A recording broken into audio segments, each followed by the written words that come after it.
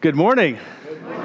Hi, welcome you all in the name of Jesus Christ and in the name of Niantic Community Church, an open and affirming, reconciling congregation of the United Methodist Church and the United Church of Christ. Please know that no matter who you are, no matter where your life's journey has taken you, whether you're here in person or joining us on the internet, you are most welcome to our Palm Sunday worship, especially if your name is Jason Largent.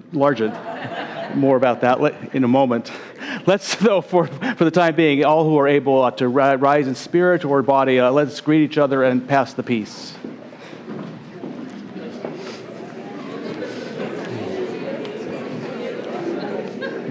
Peace. Peace. Peace. Peace. Peace. Peace. I'll also be peace.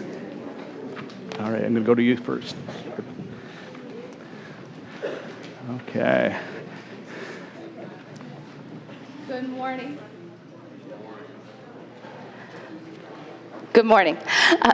Lynn Floyd, music minister here, and I am so excited to introduce you to Jason Largent. When we're going to have him, oh, there he is. So you can see his face because you'll only see the back of his head for a lot of the time. So I'm so excited to welcome Jason Largent to our community, and his husband Joe is here as well. And we have some wonderful music planned for you today, and we hope you enjoy it. So please, it would also be helpful, and I'm not a good role model for this, but it would be helpful if you had your name tags on, especially, and I didn't today, but so that we can get all their names. But please welcome them both and enjoy the music today. Come on down, Christy. Good morning.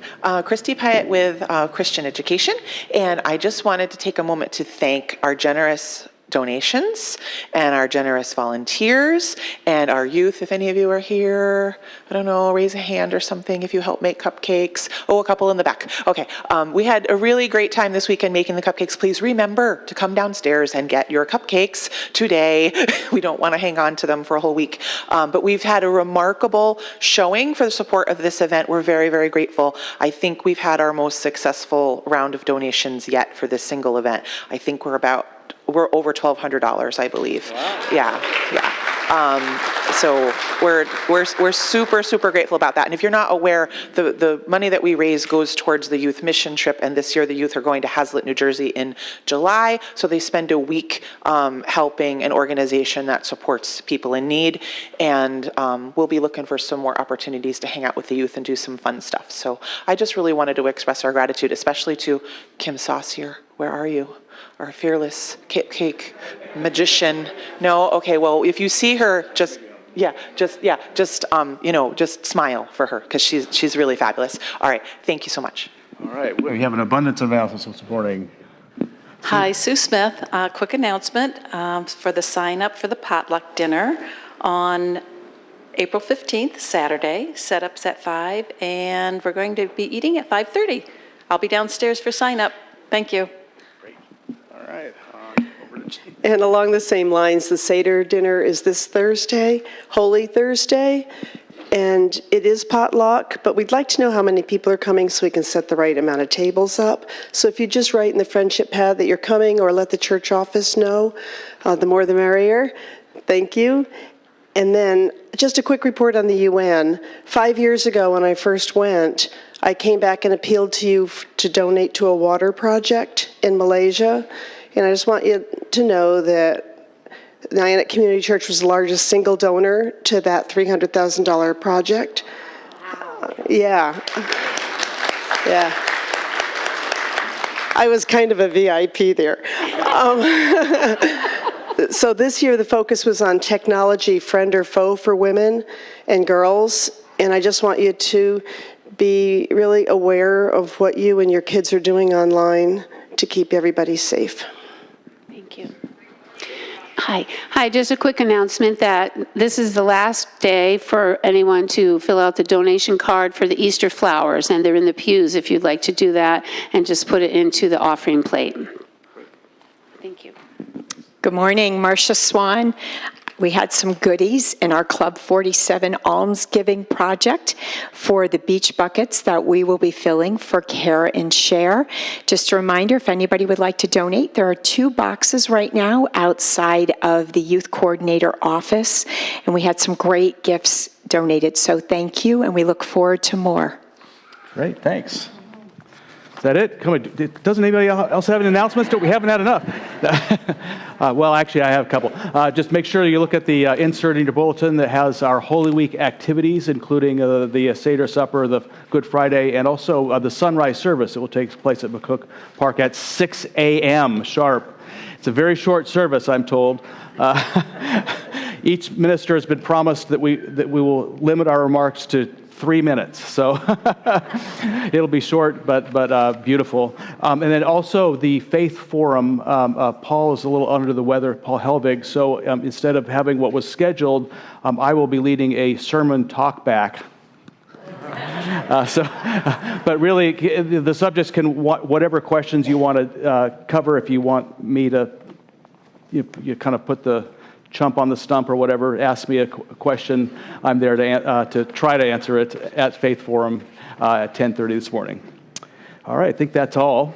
Let's now take a deep breath in, let it out slowly, and in so doing, let's clear away whatever obstacles we may have brought with us to experiencing the presence of God in this time of worship. Let us worship God.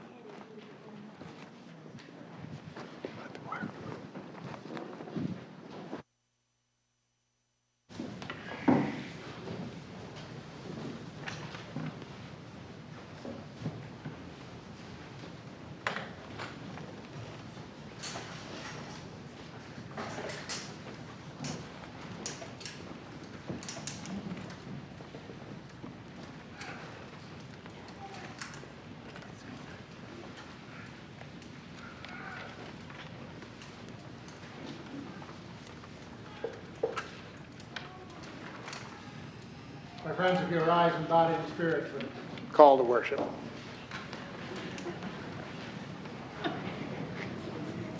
We come to prepare for the holiest of weeks. We will journey through praise with joy on our lips. We will travel through betrayal and death, cradling hope deep in our hearts. Jesus leads us through this week, and we will follow, for he is our life we long for. He is the Word who sustains us. We wait palm branches in anticipation. We lay our love before him to cushion his walk. Setting aside all power and glory and might, he comes, modeling humility and obedience for us. Hosanna, Hosanna, blessed is the one who brings us to the realm of God. Praise be to God. Please be seated.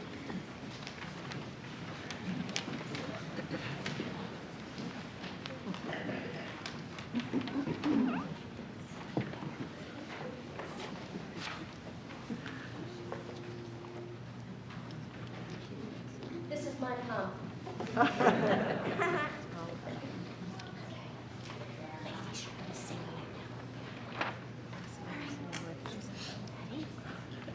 Pick them up, put them this way. On.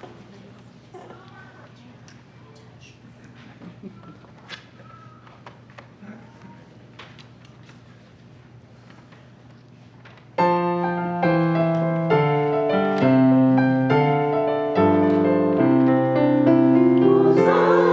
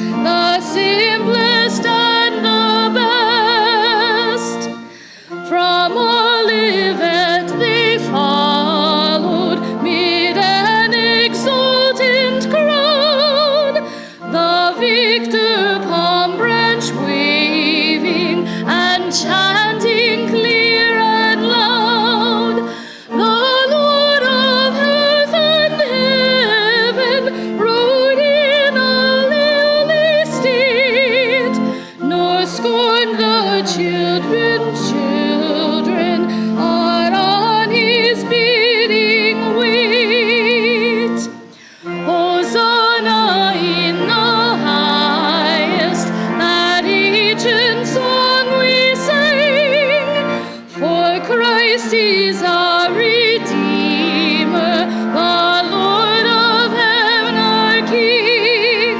Oh, may we ever praise him with heart and life and voice, and in his blissful presence eternally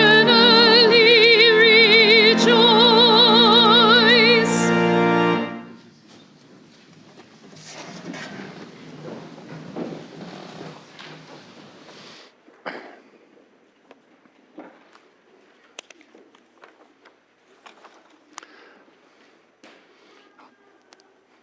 Our first scripture today is from the Hebrew Bible, Isaiah chapter 53, verses 1 through 7, and we're reading from the New Revised Standard Version. Who has believed what we have heard? And to whom have the arms of the Lord been revealed? For he grew up before him like a young plant, and like a root out of dry ground. He had no form or majesty that we should look at him, nothing in his appearance that we should desire him. He was despised and rejected by others, a man of suffering and acquainted with infirmity. And as one from whom others hide their faces, he was despised, and we held him of no account. Surely he has borne our infirmities and carried our diseases. Yet we account him stricken, struck down by God, and afflicted. But he was wounded for our transgressions. He was crushed for our iniquities. Upon him was the punishment that was made whole, and by his bruises we are healed. And like the sheep, and all we like sheep have gone astray. We have all turned to our own way, and the Lord has laid on him the iniquity of us all. He was oppressed, and he was afflicted, yet he did not open his mouth. Like a lamb that is led to slaughter, and like a sheep that before its shearers is silent, so he did not open his mouth. Our second reading is from Revelation chapter 5, verses 1 through 14, and this time I'm reading from the Message. I saw a scroll in the right hand of the one seated on the throne. It was written on both sides, fastened with 7 seals. I also saw a powerful angel calling out in a voice like thunder, "Is there anyone who can open the scroll and who can break its seals?" There was no one. No one in heaven, no one on earth, no one from the underworld able to break open the scroll and read it. I wept and wept and wept that no one was found able to open the scroll, able to read it. One of the elders said, "Don't weep. Look, the Lion from the tribe of Judah and the root of David's tree has conquered. He can open the scroll, can rip through the 7 seals." So I looked, and there, surrounded by throne, animals, and elders, was a lamb, slaughtered, but standing tall. 7 horns he had, and 7 eyes, and 7 spirits of God sent into all the earth. He came to the one seated on the throne and took the scroll from his right hand.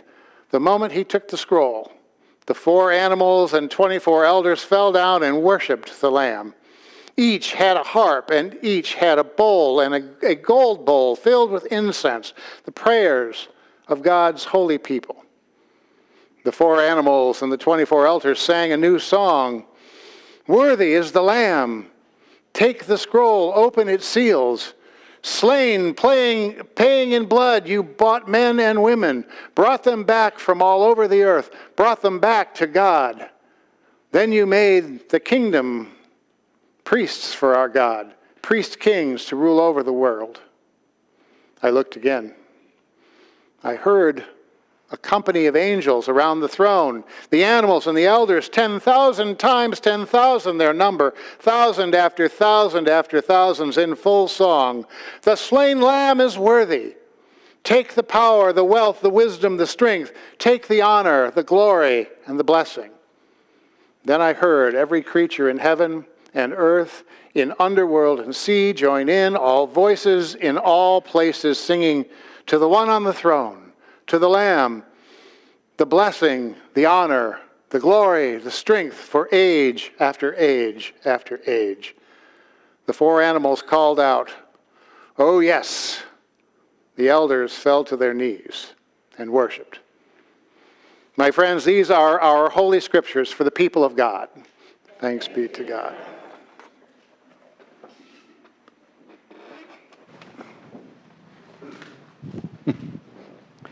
Oh, good. None of you are running for the doors yet.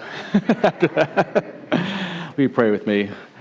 May the words of my mouth and the meditations of our hearts be acceptable in thy sight, O Lord, our strength and our Redeemer. Amen. So, what does Palm Sunday worship have to do with a quirky quantum field known as the 0 point field, meditating yogis and monks, the prophet Isaiah, and the book of Revelation? If your answer is not just, I don't know, but I don't know why I would care to even know in the first place, I'm betting that by the time this is over, you'll be glad you've been the recipient of that portion of our final blessing that says, may God push you into places you may not necessarily go yourself. If you just kind of get nudged along for this ride, I think you'll be glad you took it, even if it is a donkey ride down a mountain on Palm Sunday.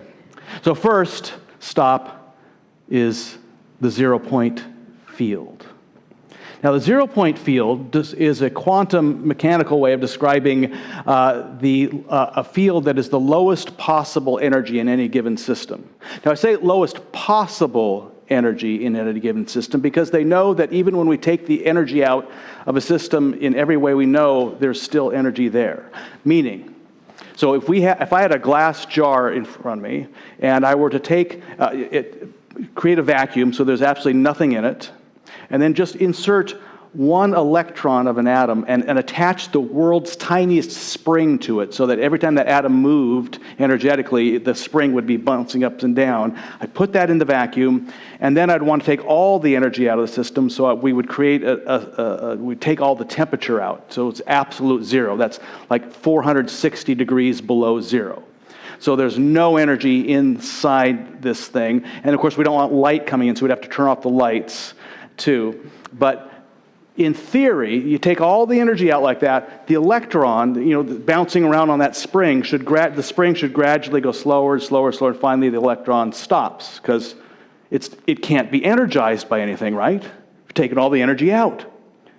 But scientists know that actually when you do this, the spring keeps bouncing. Like there's energy coming from someplace, but it's not energy that we have any way of knowing how or where or it's non-physical energy. And so to account for this, they simply zero it out. They'll say this system has no energy in it, but they actually know there's energy operating underneath the surface because they can't do anything about it. So they just say, yeah, it's zero energy, but they know there's something called the 0 point field. Now, because this 0 point field exists when there's no energy present in a complete vacuum, even when there's no apparently particles and so forth, it's thought to exist throughout the entire universe all at once. Like it connects everything in the entire universe, even in the deep vacuum of space. They believe that this energy field is all present.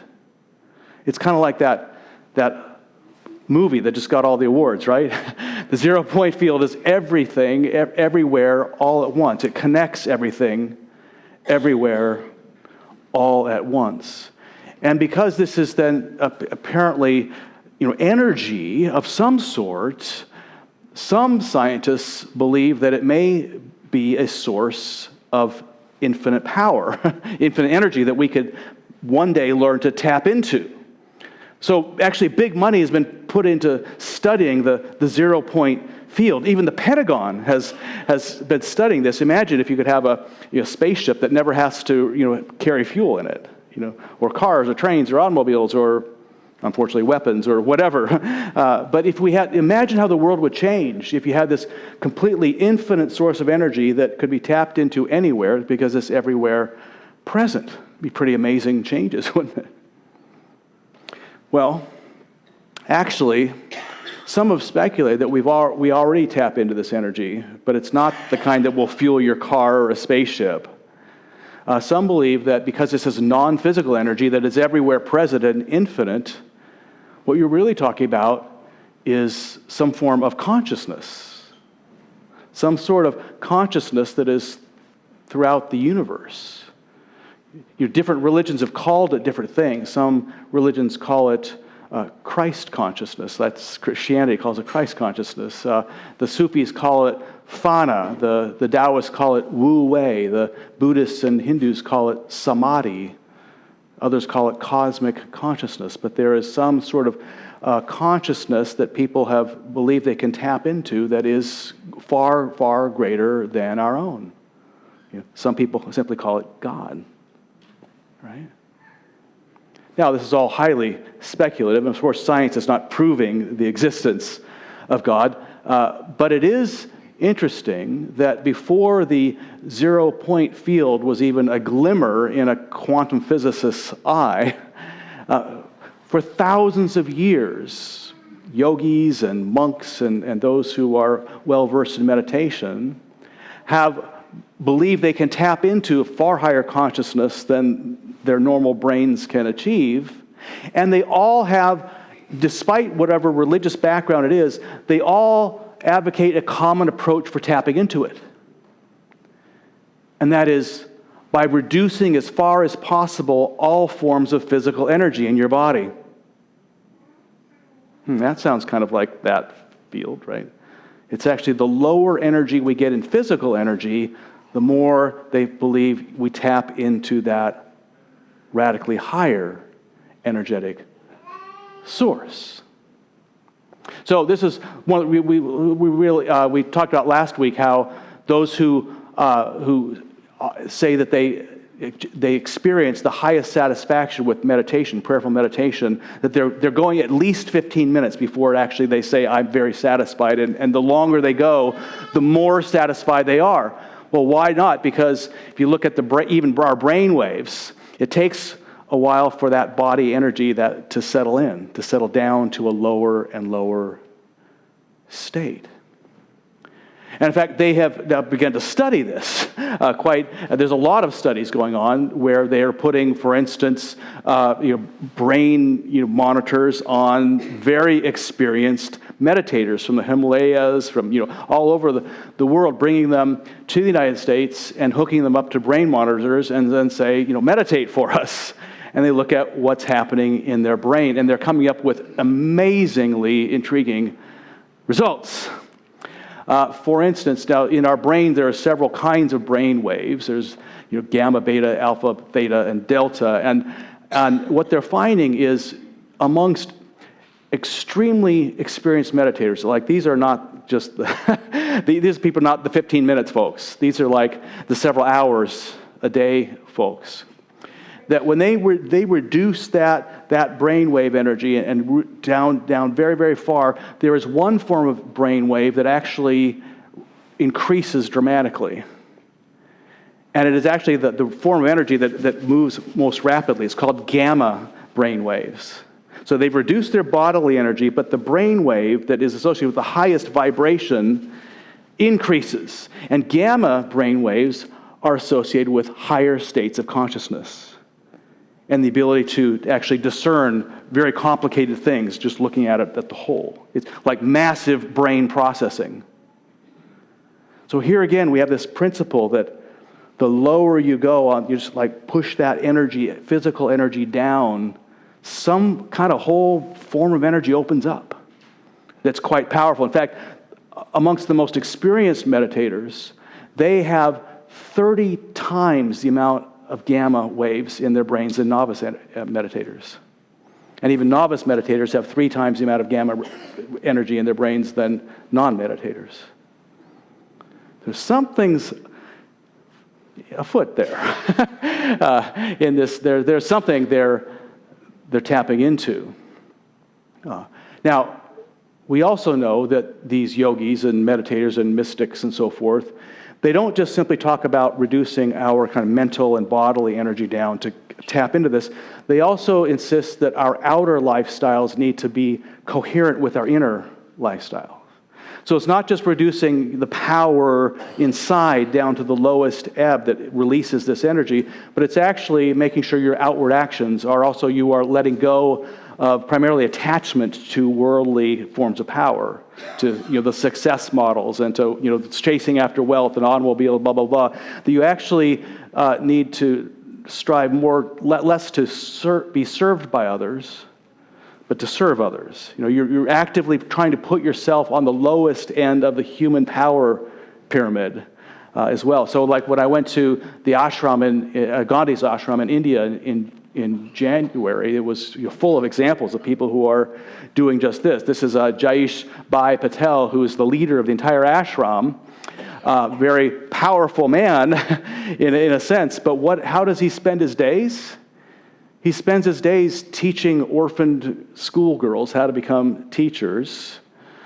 He hangs out a lot of the time with the poorest of the poor in Ahmedabad. And on Fridays, he voluntarily goes and cleans the public toilets. And he's not doing this to abase himself, to degrade himself. It's because he knows that the outer and inner state need to be coherent in order to really tap into this far greater power that allows you to see things you normally can't see using your own power of discernment. So outer and inner need to match. What all these yogis and mystics have learned and is that the power pyramid, which should be on that slide, but apparently it's not, is inversed. That spiritual power seems to run in the exact opposite direction as worldly power. And actually, you could kind of feel it, like if you get a sense of this real fast, if you just think about how this power works anyway. It's not necessarily the spiritual power, but it's kind of related. Like, think about when you learn to drive.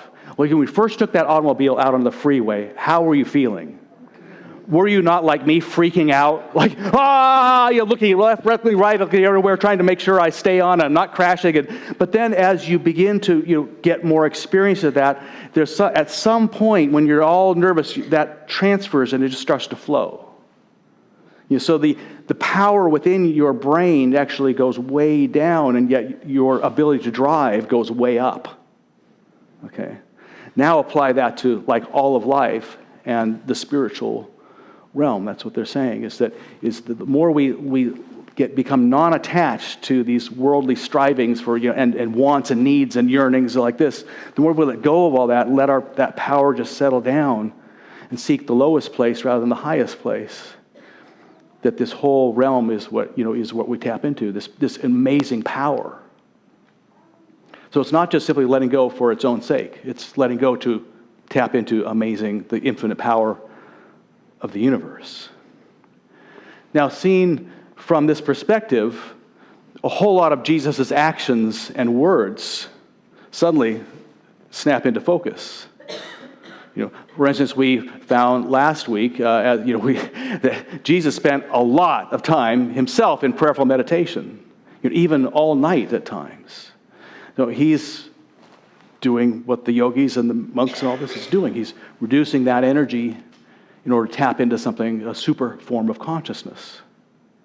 He's also think about what he advocates.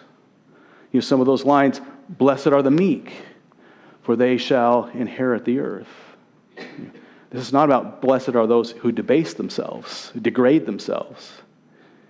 It's those who let go of that worldly striving and attachment. They actually inherit the earth. Not a bad trade-off, right? Or how about this one? "The greatest among you will be your servant. Whoever exalts himself will be humbled, and whoever humbles himself will be exalted." Suddenly, this is not just like pietistic, frou-frou stuff. This is actually the path to tapping into your greatest strengths, your greatest powers that come beyond yourself. The last will be first. The first will be last. Those who want to save their life will lose it. Those who lose their life for my sake will find it. I don't think he's simply talking about the going to die for Jesus. He's talking about, though, non-attachment, not the need to live physically, but also many meditators say that's the way I die every day. I go down in such deep surrender, I let go of all. It's a daily form of taking up a cross. It connects to a far higher power. Now, all this kind of comes to a head. I mean, Jesus is really willing to put his own life and his own body behind all these things he advocates about seeking the lowest place and getting into that lowest form of energy. Think about, Holy Week, right? In Holy Week, Jesus does, on Palm Sunday, he does two rather interesting things. First, he rides down the Mount of Olives on a donkey, on the back of a donkey. And this is really a fulfillment of a prophecy by the prophet Zechariah, who said, "Rejoice greatly, daughter Zion. Shout, daughter Jerusalem. See, your king comes to you, righteous and victorious, and riding on a donkey, on a colt, the foal of a donkey." So Jesus isn't just kind of taking the form of transportation, whatever form of transformation he could find. He's actually deliberately fulfilling a prophecy. He's making a bid for kingship here. Now that sounds like a high power, worldly power pyramid, right? But stay with me for a moment. First of all, he's making a bid for kingship. What's the thing he does when he gets down the hill and enters Jerusalem? What's the first thing he does? He topples he goes into the temple and he finds the money changers changing money, right? He topples the tables on the money changers. Why does he do that? Well, the high priest has allowed this to happen. He's saying this can't happen. He's making a bid not only for kingship, he's making the bid to replace the high priest with himself. He's making a bid become the new high priest. Now, if you think these actions were lost, this bid for kingship was lost on the Roman government, think about how they respond during Holy Week. If you think his action about making a bid for the high priest was not clear in his day, think about how Caiaphas, who was the high priest, responded during Holy Week. It was crystal clear back then what he was doing. And the only person who was thought to be able to be both king and high priest in Israel was the Messiah, the coming Messiah they'd been waiting for all these years. The highest pinnacle, right, of power. There's that pyramid again that doesn't exist. I don't know what's going on. But really, these are forms of, like you would think, the highest form of worldly power, the top of the power pyramid. And certainly according to some of the prophecies in the Hebrew Scriptures, that's exactly what he would fulfill. The Messiah was thought to come and then would finally throw off the yoke of the Roman oppression, and they would defeat their enemies all around them, and then Israel would be at the top of the power pyramid under the rulership of the Messiah. But another prophecy, a major prophecy about the Messiah, the one that Jesus paid attention to, is actually the one that was overlooked the most. And you can understand why when you read the whole thing. We read a portion of it from the book of Isaiah, talking about one who would come who is despised and rejected by others, a man of suffering and acquainted with infirmity, one who is wounded for our transgressions, crushed for our iniquities. Upon him was the punishment that made us whole, and by his bruises we are healed. He was oppressed and he was afflicted, yet he did not open his mouth. Like a lamb that is led to slaughter, and like a sheep that before its shearers is silent, so he did not open his mouth. You want to rally behind this kind of Messiah? You can see why most people overlook this, associated with anything but the Messiah. But Jesus certainly was paying attention. to this prophecy and saw himself as the fulfillment of this prophecy. So this all comes to a head, right? In Holy Week, the kind of Messiah, king and high priest that Jesus is going to fulfill is not going to be one who is at the top of the power pyramid, but rather, the worldly power pyramid, but at the bottom. So on a Messiah that seeks to serve rather than being served, one that takes the lowest place rather than the highest place, one who serves us through redemptive suffering, not redemptive violence, one who advocates and seeks to conquer evil through loving over hating and fear. Love your enemies, do good to those who hate you, pray for those who persecute you. Come under these people, don't lord over them, and in the end, love wins. So on Maundy Thursday, we'll be holding what would be been somewhat like a first century Passover Seder service, because the Last Supper was a Passover Seder. And what does Jesus do at this Seder? Now he's not simply replacing the king, the present king, with himself, or the high priest with himself. He's actually taking the Passover sacrifice and replacing it with himself. He's becoming the lamb, the sacrificial lamb. This is my body, which is broken for you. This is my blood, which is shed for you. And what's particularly curious about this is that in his complete reinterpretation of the Passover sacrifice, he turns the whole notion of Passover on its head, in the sense that the original Passover, you remember the story in Egypt, these innocent slaves are told, Egypt gets a lot of warnings, like, let these people go, free them from their slavery. They don't pay attention, so finally God apparently blows a gasket and says, okay, I'm going to slaughter the firstborn children, so you take of Egypt.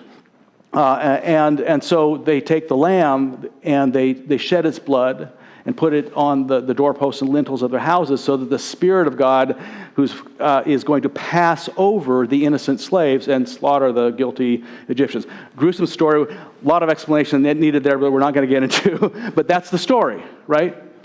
But this form of Passover, now, if Jesus is the Passover lamb, who's doing the slaughtering? Is it innocent people?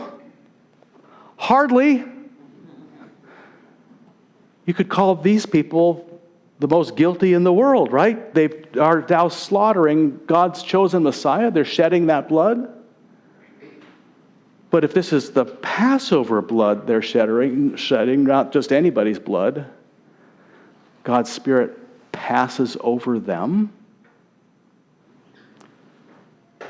God's Spirit protects the guilty as well as the innocent. Whoa. Now, part of me just wants to run away from that interpretation entirely. On the other hand, if I take that personally, I think about, what does this mean about a God? What does this mean about our God? Could it be that there's literally, like, if God would forgive if Jesus would forgive even his own crucifiers, and Jesus reveals to us somehow the heart of God's heart, for real, like what God is really like, then is there any sin, is there anything you have ever done or left undone that could separate you from this God and God's love?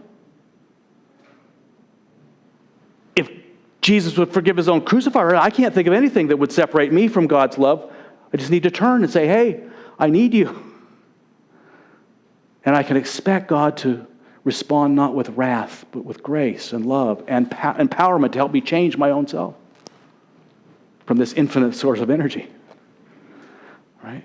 If Jesus didn't make this, if this wasn't perfectly clear what he was doing in that Passover supper, what does Jesus say once he is crucified? Father, forgive them, for they know not what they're doing. I'm not just making this stuff up, right? It sounds too good to be true, but if it is, Jesus believed it. Jesus enacted it. And he knew that he would do this not simply to debase himself, to degrade himself, to do some sort of pious, like, oh, I'm so much more, hardworking than you are, or what have you, guilt us into following, what have you. He knew that by coming under those of us who struggle to be at one with God, rather than lording over, that he points the way to connecting with this God of love and grace and mercy.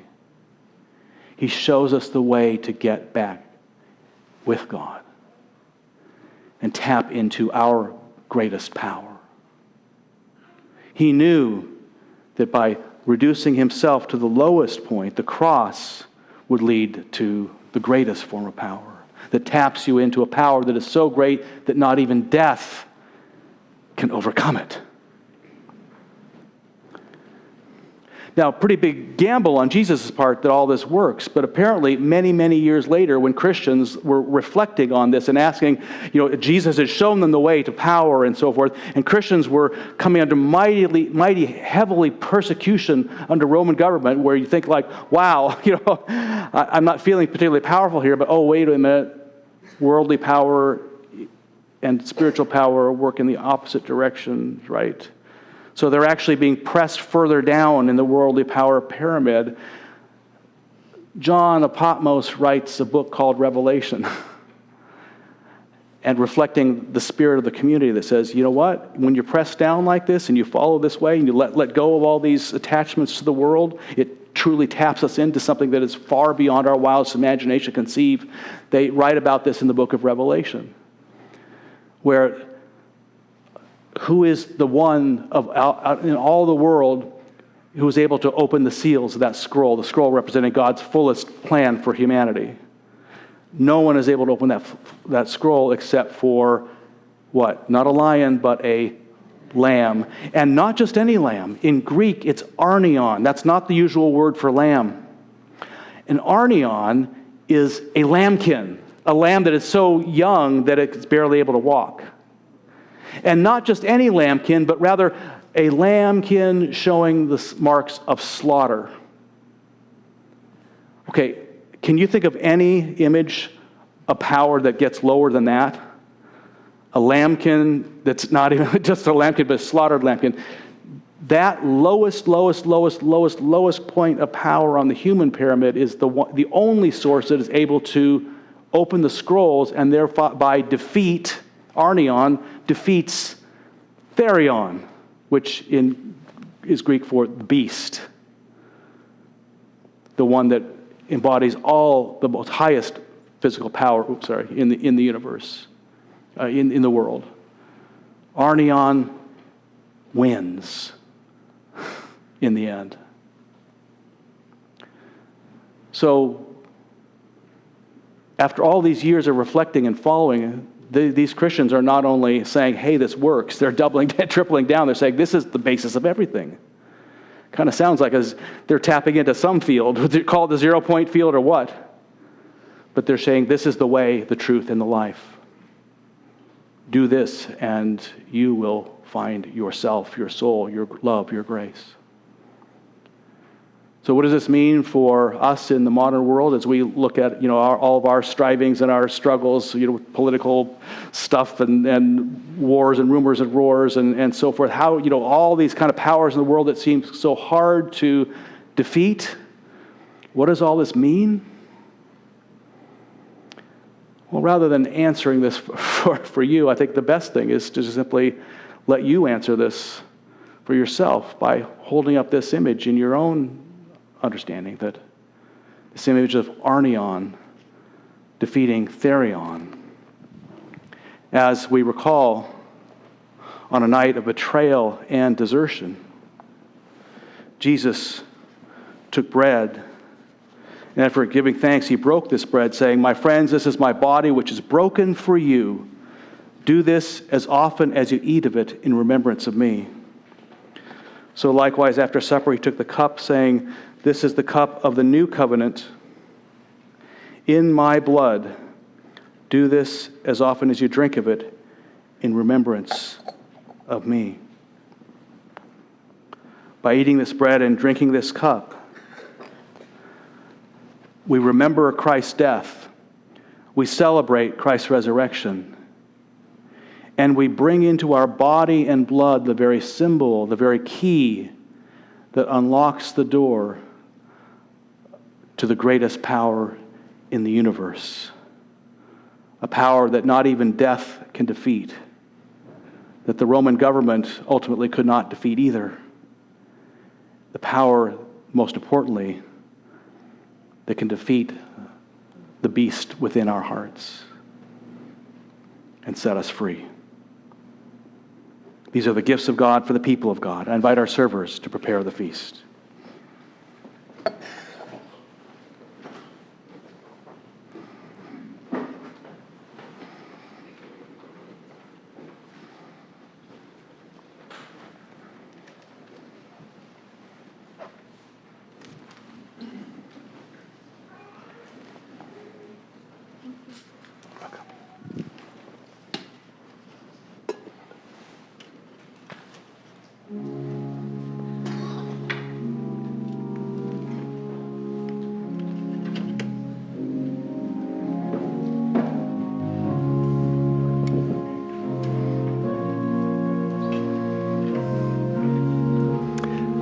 The cup of blessing.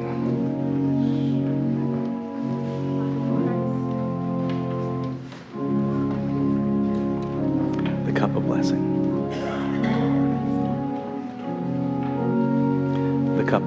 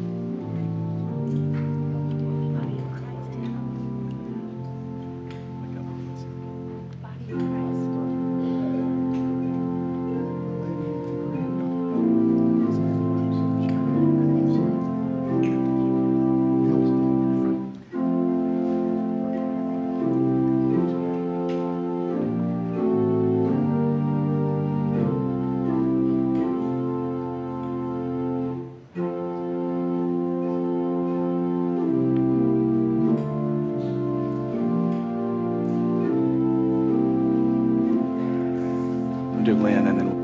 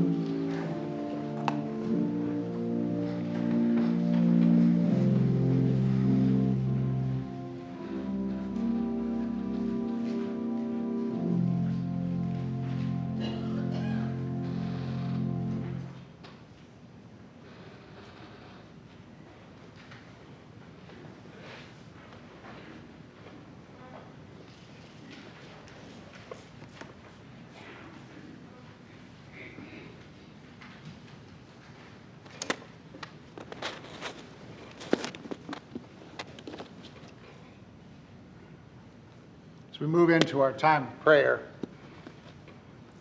I'd like to invite those who are with us today in the Zoom room to go ahead and type their intercessions into the chat so we can pray out loud here in the sanctuary with you in just a few minutes.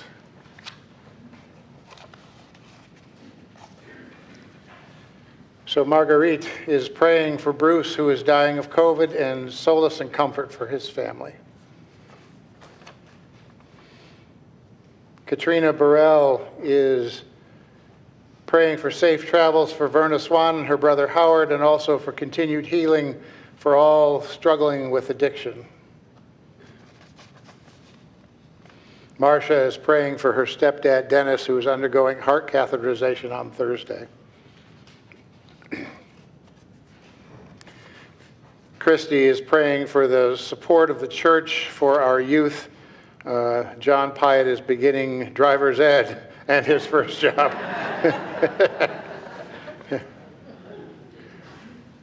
Neil is praying for a very good friend who died yesterday morning. Prayers for comfort for his family and friends.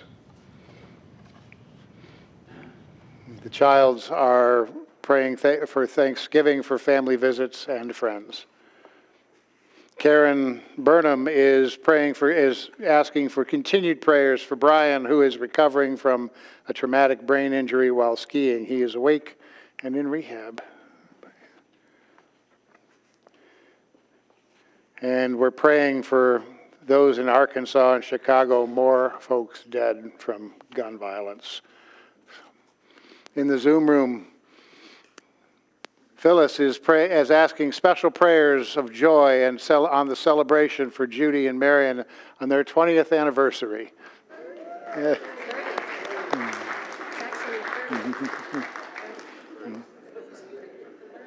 Oh, shit, the 30th, I'm told.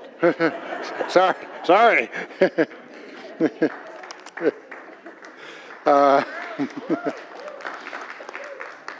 Rose Connolly is asking prayers for Billy P, who will be undergoing surgery this week. Phyllis Elness says, oops, the 30th anniversary. And prayers of comfort for the family of Rachel, who passed away this week. I think that's it. That's plenty. Of course, we're thinking about storm victims in the South. We're thinking about gun violence every day.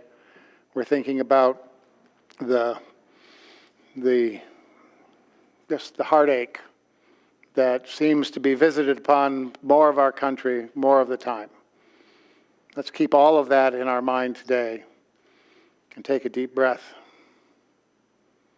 and let it out. And let us pray. All glory, laud, and honor to you, God the Son. To you we sing our hosannas. We look to you in all of your persons to guide us in all through our lives. You lead us, you inspire us, you provoke us, and we are better people because of you. Save, please, God the Parent, when we stray from the path of righteousness and goodness, call us back to the fold. Save, please, God the Son, show us how to love and be, call us back to the way. Save, please, God the Spirit, inspire us, illumine us, embolden us, make us brave in the face of fear and resolute in the face of uncertainty. Save, please, God of all. Hear our hosannas. Hear our joys. Hear our pleas for intercession, those we have spoken and those we raise now in silence.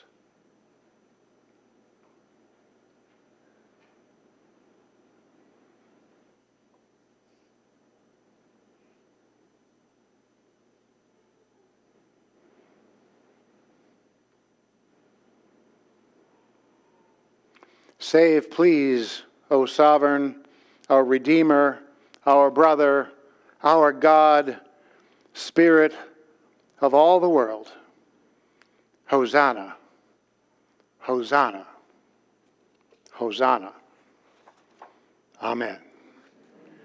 And now, dear ones, will you pray with me the way that Jesus taught us all to pray, saying, Our Father, who art in heaven, hallowed be thy name.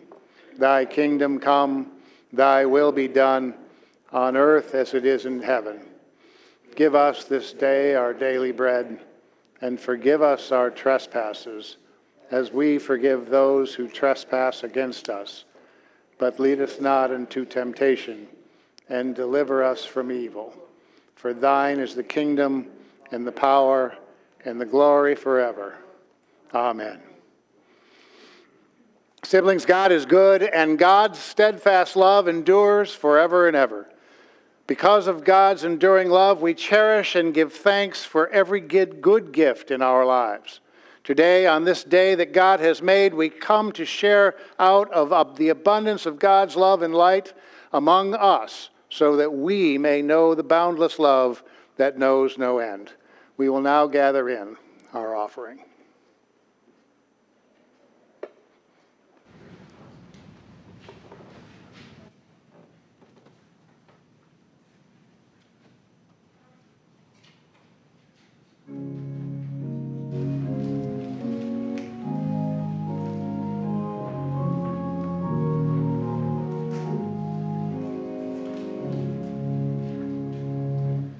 Last night lay you sleeping.